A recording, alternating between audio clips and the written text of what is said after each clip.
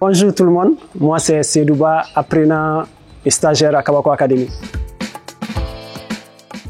Sur le plan social, je dirais, avant Kabako, j'étais le gars qui était toujours là, qui n'était pas présent en famille en fait, qui sortait toujours, on ne sait pas où il va, mais on sait quand même il sortait, il revenait comme ça. Mais avec Kabako, on sait maintenant pourquoi je sors. Alors avant Kabako, quand on me posait des questions, je faisais des recherches pour mes amis, tout. Mais avec la méthode Kabako, j'ai vu que cette méthode était un peu démotivante pour eux en fait. Ça les défavorisait.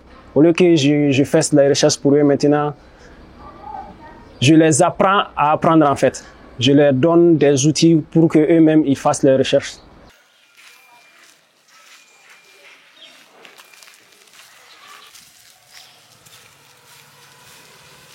On était dans une formation qu'on nommerait formation classique.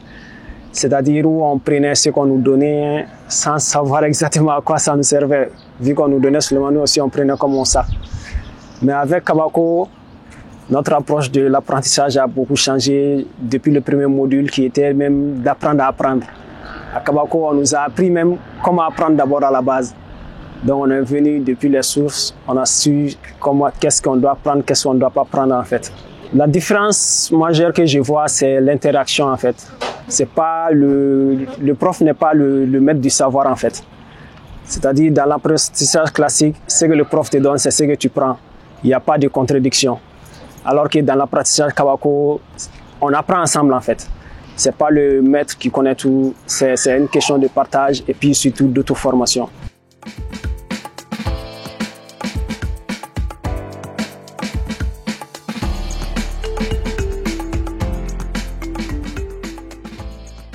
Avant Kabako, j'étais frustré et ennuyé du système classique. Quand j'ai découvert Kabako, j'ai vu que c'était ma place directement en fait.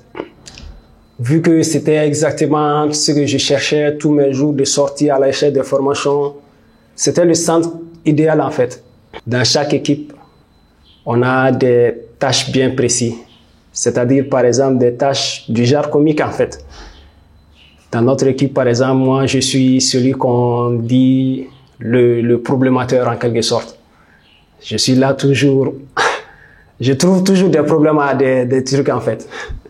Donc toute tâche qui est faite, pour moi c'est jamais parfait en fait. Je trouve toujours des problèmes aux problèmes des autres, mais toujours là à ne jamais trouver mes propres problèmes.